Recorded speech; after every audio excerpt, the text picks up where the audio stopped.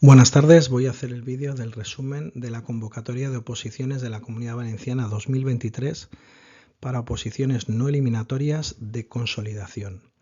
Las ideas que os doy para la Comunidad Valenciana, salvo los aspectos específicos de la convocatoria, son válidos para cualquier otra comunidad autónoma. La convocatoria de oposiciones está en la Orden 72 de 2022. En la descripción del vídeo os facilitaré el enlace de la convocatoria y debéis leerla en profundidad, ya que cada persona pues tiene unos aspectos en los que fijarse más que otras, bueno, sobre todo en el tema de méritos, donde hay mayor disparidad. Pero debo deciros que uno de los fallos más habituales cuando sale una convocatoria de oposiciones, especialmente de la gente que lleva más tiempo presentándose, es no leer la convocatoria en profundidad. Tenéis que leerla en profundidad. También la Orden 72 de 2022 debéis referenciarla en la unidad didáctica, así como en el desarrollo del tema. Algunos aspectos a destacar son el precio de la inscripción, que son 32 euros. Debéis cumplir todos los requisitos antes del final de la inscripción, como fecha límite el día último de inscripción. Y como novedad este año es que no hay prueba de valenciano previa y por lo tanto tenéis que mirar bien si reunís los requisitos del valenciano. Miradlo bien a ver si tenéis alguna de las titulaciones exigidas, porque este año no hay prueba de valenciano previa. Como ya os he dicho en vídeos anteriores, tenéis que tener actualizadas todas las firmas digitales que estén a vuestra disposición para evitar cualquier tipo de susto. Mirar la fecha de caducidad, porque a veces justamente el plazo finaliza en unas oposiciones porque a lo mejor lo habéis actualizado en las anteriores. Importante, la parte obligatoria es la cumplimentación, el registro de solicitud de participación, que es telemática, la acreditación de requisitos y el pago de tasas, que esto, digamos, sería la parte obligatoria. Luego, muy parecido al concurso de méritos sin oposición, tenéis que pedir una cita previa telemática para aportar la documentación acreditativa de los méritos. Y por último, se aporta la documentación acreditativa para cada especialidad solicitada. Lo normal es que no podáis presentaros a más de una especialidad, pero si tenéis duda podéis presentar dos especialidades, la documentación en dos especialidades y tenéis que aportar la documentación en días diferentes. El proceso es muy parecido al del concurso de méritos sin oposición. El plazo de solicitud no está en la convocatoria, se publicará por resolución de la Directora General de Personal Docente en el Diario Oficial de la Generalitat Valenciana. En cuanto tengáis información, por favor, compartirla en el grupo de WhatsApp, que, bueno, no sé quién será el primero en compartirla, pero en cuanto se comparta, el grupo echará humo, ya lo sabéis. Pero es importante que estemos muy pendientes y en cuanto salga esta información, pues nada, la hagamos pública a través del grupo. A modo de ejemplo, hay 173 plazas de matemáticas, de las cuales 156 son libres y 31 son reservadas para diversidad funcional. En física y química hay 61, de las cuales 55 son libres y 5 son para diversidad funcional. Hay que decir que, bueno, estos son datos comparativos que os pueden servir como referencia en función de lo que ha habido en otras oposiciones y saber más o menos las plazas que puede salir por cada tribunal en función de lo que han salido en otros años. Las plazas las da cada tribunal, es decir, que cada tribunal reparte las plazas. Por ejemplo, en matemática, las 156 plazas se dividen entre el número de tribunales. Cuidado con esto porque salen unos decimales que, dependiendo del tribunal, pueden ser más o menos ventajosos. A estas plazas hay que sumar las sobrantes que puedan salir de que algún tribunal no dé todas las plazas o de que algún tribunal acumule por no haber dado todas las de diversidad funcional. De todas formas, en estas oposiciones es más complicado porque al haber una prueba única y esta prueba no ser eliminatoria, por tanto, todo el mundo llega hasta el final y al poderse hacer media es más fácil aprobar. Por lo tanto, es muy difícil que este año haya plazas sobrantes. El inicio del proceso comenzará con la primera parte de la prueba única, que es no eliminatoria, con el examen de los temas. Se sacarán 5 bolas y elegís de esas 5 bolas el tema que mejor llevéis preparado. Comenzarán a partir del 26 de junio, a partir del lunes 26 de junio. Es importante decir que, salvo caso de parto o lactancia, no se podrá cambiar esa fecha. Es decir, quien no pueda presentarse el 26 de junio estará fuera de las oposiciones. Esta fecha, aunque es el inicio de las pruebas, tenéis que tener presente que no es el inicio en sí de la oposición, ya que del 1 al 20 de junio hay que subir la unidad didáctica de forma telemática. Por último, la fecha, hora y lugar donde se realizará esta primera prueba saldrá en la resolución en la que se declare aprobada la lista definitiva de personas admitidas y excluidas. Habrá que estar muy pendientes.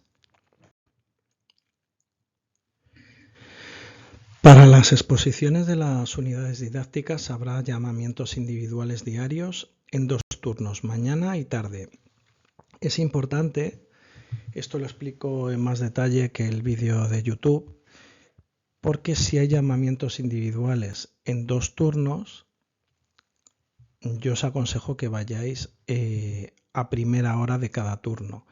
Es decir, si os hacen el llamamiento para por la mañana, debéis asistir a la primera hora de la mañana, no a la hora a la que os toque, o sea, debéis estar disponibles desde el principio, y lo mismo para la tarde. No os quedéis con la menor duda, preguntad.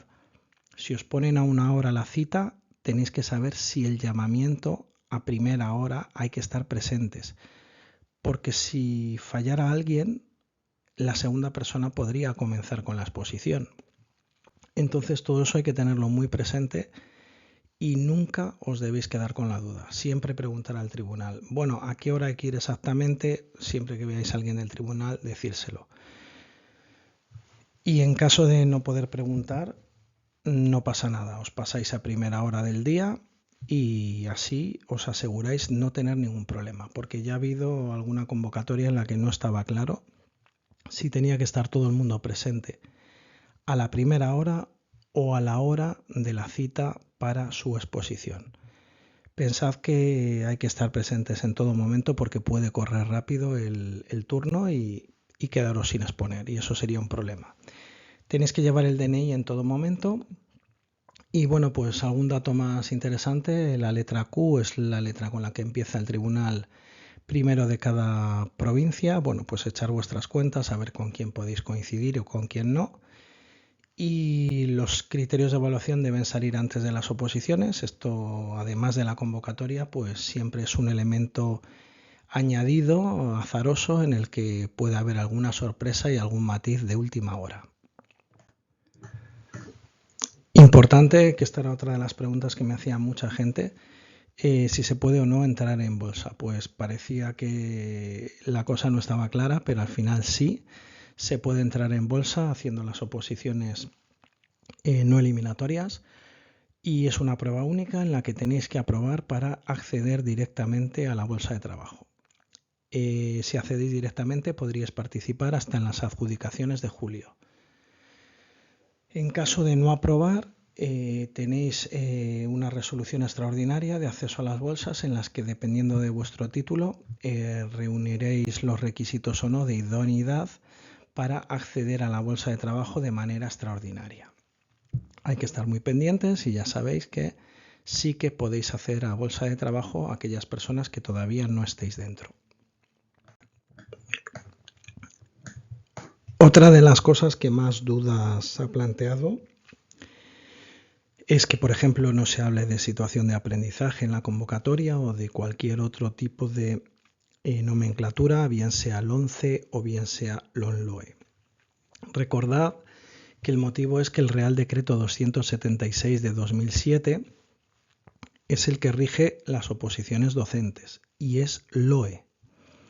Por lo tanto, hay unos apartados obligatorios y las comunidades autónomas pueden añadir apartados.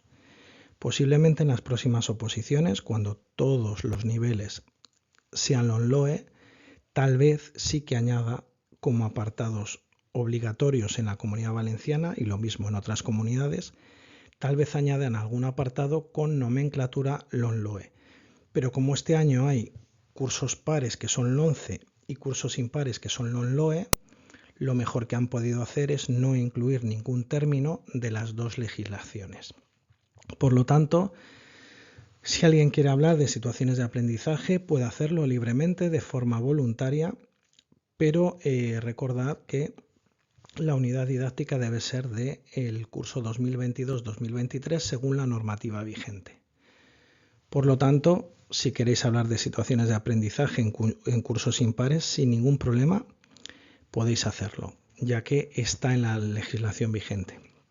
Por último, recordaros lo que os he dicho antes, que se presentará telemáticamente entre el 1 y el 20 de junio la unidad didáctica. Debe ser en PDF con un máximo de 20 megas. Si no se presenta, estáis fuera del proceso. Ahora vamos a los aspectos formales de la unidad didáctica. La unidad didáctica debe tener como máximo 15 páginas y como máximo 5 páginas de anexos. Estos anexos deberán estar referenciados a lo largo de la unidad didáctica, porque no deben ser un simple adorno, sino deben estar referenciados. Estos anexos no deben ser muy complicados, o sea, es decir, no debéis poner anexo 1, 2, 3, 4, 5, 25, 26, no. Deben ser pocos, podéis poner anexos con subapartados, pero que estén claros para luego a la hora de hacer la exposición tener muy claro el anexo al que os estáis refiriendo. Puede haber a lo mejor 2 anexos por página y llegar a 10, pero eso no quita que a lo mejor lo aconsejable sea un anexo 1.1, 1.2, 2.1, 2.2. Nunca numerad 10 anexos porque eso luego es muy complicado de explicar. Entonces, bueno, pues ya después de decir esto, importante, en toda la unidad didáctica el interlineado es doble, salvo si hay tabla o gráficos. Cuidado con esto porque la tabla debe ser tabla de verdad. Es decir, no debe ser un texto enmarcado en el que aprovechéis para poner interlineado simple, porque en ese caso la unidad didáctica puede ir fuera. Se puede considerar defecto de forma, ya veremos los criterios de calificación de los tribunales, qué es lo que dicen, pero un defecto de forma os pueden poner un 0 sin ningún problema. Las tablas deben tener al menos 3 columnas y deben tener divisiones en horizontal para que todo se relacione de izquierda a derecha y de arriba a abajo. Si no es tabla, os pueden poner un defecto de forma ya que estáis aprovechando el interlineado simple de una tabla cuando no es realmente una tabla. Cuidado porque en otras convocatorias decía que en la página que hubiera una tabla, toda la página podía ser interlineado simple. En esta convocatoria no dice eso, por lo tanto, la tabla es lo único que puede tener interlineado simple y debe ser tabla de verdad. En estas oposiciones no se dice nada de márgenes ni de hipervínculos. Importante, la portada contendrá los datos de identificación de la persona. Aquí se incluye pues todo. Nombre, apellidos, DNI, cuerpo, especialidad y por supuesto tribunal en el que os presentáis. En la portada y el índice y los anexos no contabilizan como las 15 páginas. Por lo tanto, un consejo que os doy es que, sin ser demasiado exagerados, el índice contenga todos los apartados y subapartados, ya que es una información extra que no os va a ocupar espacio contabilizado en las 15 páginas. Por lo tanto, si podéis meter un índice con apartados y subapartados, muchísimo mejor, todo mucho más claro y no contabiliza. Los anexos no podrán superar las 5 páginas y os recuerdo, los anexos no son un adorno, los anexos deben estar referenciados en las 15 páginas de la unidad didáctica. Es decir, el anexo 1, pues a lo largo de la unidad didáctica se mencionará en algún momento. Pues se pone entre paréntesis A1, con la nomenclatura que queráis emplear. Importante, los anexos deben tener las mismas características de formato que la unidad didáctica. Esto es obvio. Imaginaros que metiéramos en los anexos un tamaño de letra 10, pues estaríamos ganando espacio. Y en general os recomiendo que tanto la portada como el índice también tengan el mismo formato. Ya sé que a lo mejor en la portada os apetece meter más tamaño de letra o otro tipo de letra más original, no lo hagáis. No lo hagáis porque nunca se sabe. Todo en Arial 12, interlineado doble y todo con el mismo formato. El material auxiliar que vais a presentar al tribunal, ese sí que puede ir en el formato que se quiera. Pero yo os aconsejo que por lo menos el Arial 12 lo tenga, para que así al mostrar al tribunal demos la impresión por un lado de homogeneidad y por otro lado de la impresión de originalidad, es decir, que el material es vuestro, no lo habéis copiado de aquí y de allá. Debe ser un material homogéneo, personalizado, con algún tipo de decoración, de margen, de espacio guión, lo que más os guste hacer, o de subrayado o negrita. El material auxiliar debe tener vuestro toque personal. Material auxiliar es lo que enseñáis, mostráis al tribunal durante la exposición. Importante, a lo largo de toda la unidad didáctica deben aparecer referenciados todos los materiales auxiliares que vayáis a mostrar. Es decir, si vais a mostrar un material auxiliar donde hay una tabla ampliada con todos los elementos curriculares, sesiones y actividades de enseñanza-aprendizaje con sus nombres, pues eso debe estar referenciado también en la unidad didáctica, para que todo esté programado, todo esté previsto, para que no sea algo que os habéis sacado de la chistera, sino que el tribunal tenga presente cuando lea la unidad didáctica que si dentro de la unidad didáctica pone rúbrica de tal tipo de corrección del cuaderno, esa rúbrica luego la mostraréis en el material auxiliar. Todo eso debe estar programado y previsto. Los apartados obligatorios según la convocatoria son los que he marcado en color amarillo. Importante. Estos apartados obligatorios deben ser apartados del documento escrito que presentéis. Es decir, debe haber algún apartado que se llame temporalización, otro que se llame justificación, otro que se llame objetivos de aprendizaje, otro que se llame competencias, otro que se llame contenidos, otro que se llame recursos didácticos, otro que se llame actividades de enseñanza-aprendizaje, otro que se llame actividades de refuerzo y ampliación, y luego el de evaluación lo podríais agrupar, ya que viene redactado de esta forma, como procedimientos de evaluación, y luego a continuación debajo hablar de los criterios de evaluación, de calificación, las actividades de evaluación, las rúbricas, los instrumentos de evaluación, etc. Esto también ha generado mucha polémica porque mucha gente me ha preguntado, ya, pero es que mi programación es LONCE, mi programación es LONLOE, y los nombres que aquí aparecen no son exactamente los que se denominan en la legislación vigente. No pasa nada. Si quieres hablar de saberes básicos, no hay ningún problema. Yo pondría contenidos o saberes básicos, nunca al revés. Si vas a hablar de las competencias clave, pues obviamente son competencias, y si vas a hablar de las competencias específicas, evidentemente son competencias. O sea que en ningún caso es necesario alterar el nombre de los apartados obligatorios. Sí que se puede añadir alguna especificación, como lo que os he comentado, de denominar pues contenidos o saberes básicos, por ejemplo, en los cursos impares. Importante hacernos a la idea de cómo va a ser exactamente lo que va a ocurrir. La defensa, la exposición de la unidad didáctica será de 30 minutos, exposición. Hay una encerrona previa de 10 minutos, obviamente si lleváis todo el año preparando la unidad didáctica, pues esos 10 minutos para lo único que dan es para organizar todo el material que lleváis preparado.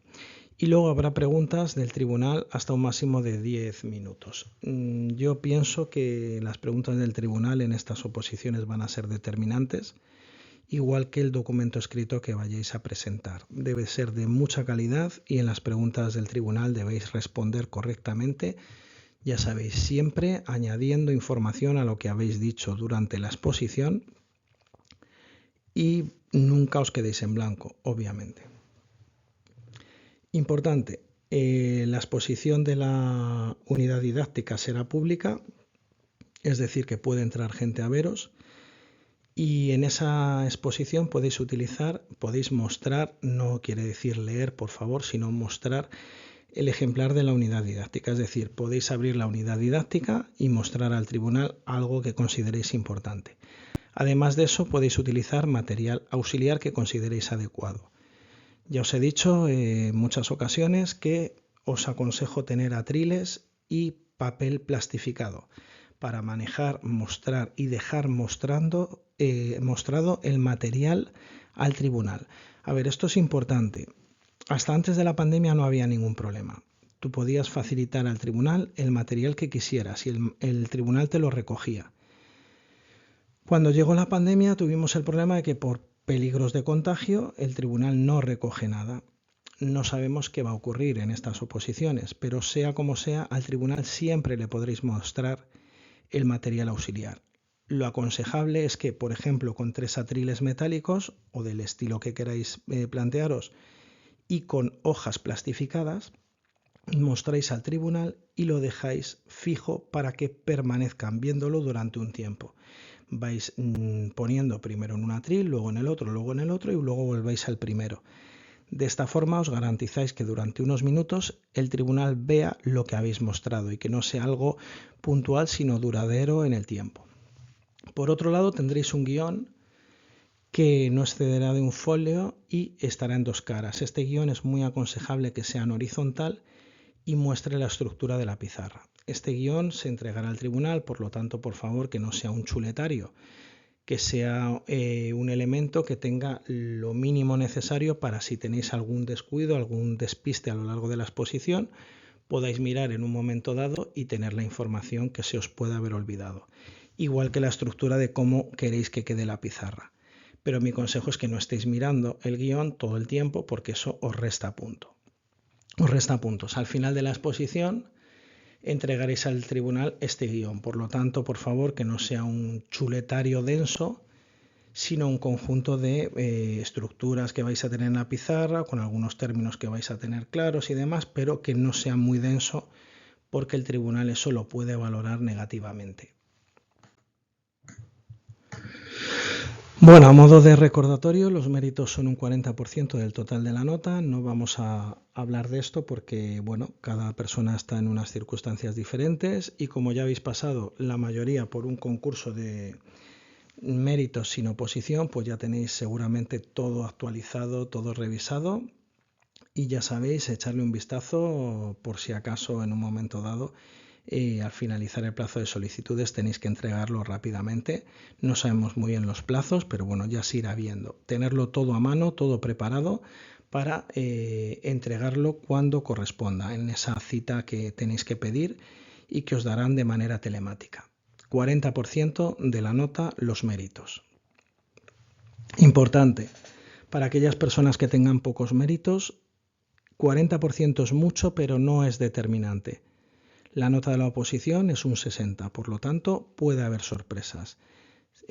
Ahora mismo nos encontraremos en una situación en la que muy poca gente tendrá un 9 o un 10 en méritos porque esas personas se habrán sacado la oposición, o sea, se habrán sacado la plaza en concursos sin oposición y por lo tanto el que tenga 2-3 puntos de mérito que no se agobie porque no le van a sacar los puntos que normalmente le habrían sacado si no hubiera habido ese concurso sin oposición previo. Aún así, con una buena nota en la oposición se puede obtener la plaza, con muy pocos méritos.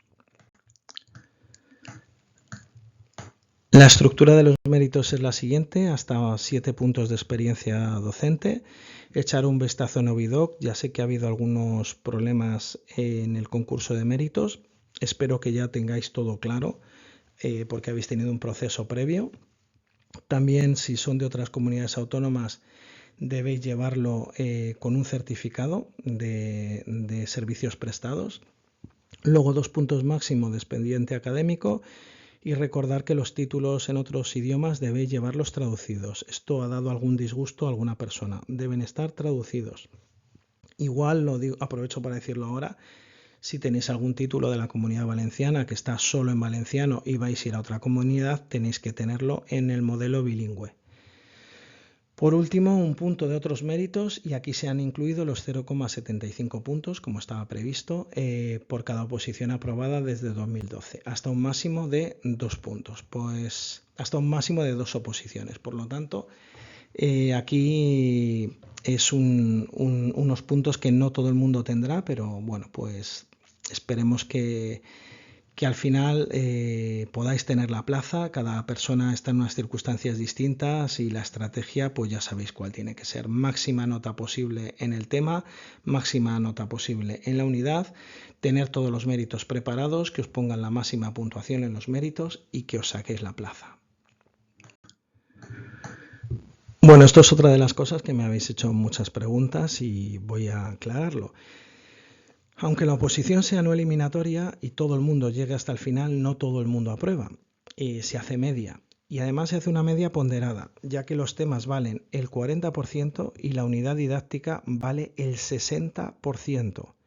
Por lo tanto, después de hacer esa media ponderada, multiplicando por 0,4 la nota de los temas y por 0,6 la de la unidad didáctica y sumando, se debe sacar más de un 5 para pasar a la fase de concurso. Hay diferentes situaciones posibles, mucho cuidado con esto porque cada persona pues estará en unas circunstancias y el objetivo es sacar la máxima nota posible en la parte de la oposición, la máxima, cuanto más cerca del 10 mejor. Luego la nota final del proceso se hace haciendo media al 40% los méritos y al 60% el total de la oposición. No os agobiéis, se puede obtener la plaza con una calificación menor que 5, o sea, esa calificación realmente no es nota. Si tú tienes un 3 en méritos y has sacado un 5 en la oposición está aprobada. Lo único que al ponderar con los méritos te sale un número que es menor que 5, pero tendríais la plaza de todas formas. A continuación os muestro una entre las muchas posibilidades que tenéis de hacer los apartados. Ya os he dicho que os aconsejo que los apartados obligatorios de la oposición sean apartados en la estructura de vuestra unidad didáctica. Por tanto, habría un primer apartado que sería la justificación y dentro de ella podríais tener todos los subapartados que normalmente ponéis a veces como apartados, es decir, la introducción, la legislación, la contextualización, dentro de ella el entorno, el centro, el perfil del alumnado y las unidades didácticas de toda la supuesta programación de la que habéis sacado esta unidad. Después debería haber una definición de los elementos curriculares en general y mostrar la tabla donde están relacionados todos los elementos curriculares. Después pasaríais a explicar o enumerar, o lo que creáis conveniente, los objetivos de aprendizaje. Debe ser un apartado de la unidad didáctica. Las competencias, los contenidos y saberes básicos, en caso de años impares lo llamaríais así, contenidos / saberes básicos. La metodología podéis incluirlo o no como un apartado, pero recordar que los recursos didácticos son los recursos que hacen posible llevar a cabo una metodología, o la metodología condiciona los recursos didácticos que vamos a emplear. Por lo tanto, si no vais a incluir un apartado de metodología, deberíais hablar de ella dentro de los recursos didácticos. Luego las actividades de enseñanza-aprendizaje, recordaros que esto en muchos casos está relacionado a través de la tabla de las sesiones, en la que sesión 1, tales actividades, sesión 2, así. Después actividades de refuerzo y ampliación, que es la consecuencia, la unidad didáctica de la atención al alumnado con necesidad específica de apoyo educativo, por lo tanto ahí tendríais que hablar.